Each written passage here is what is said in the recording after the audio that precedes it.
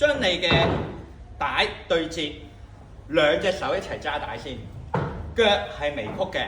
首先第一樣嘢，我而家係前面嘅位置，條帶下面轉上去，下面兜上去，得唔得？好啦，咁你就得閒咁樣做一陣。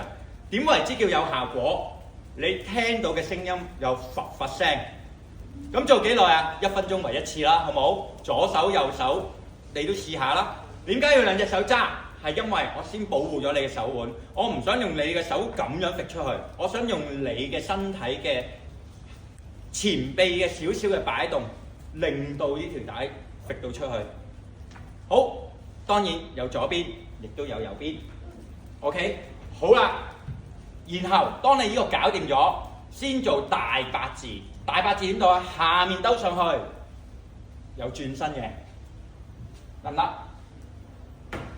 當你都 OK 啦，熱身完畢啦，就做細八字啦，得唔得？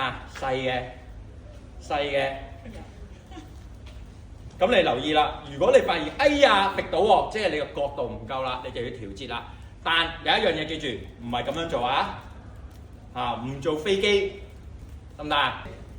隻手稍為伸直少少，但係仍然係微曲嘅，得唔得？O 唔 OK？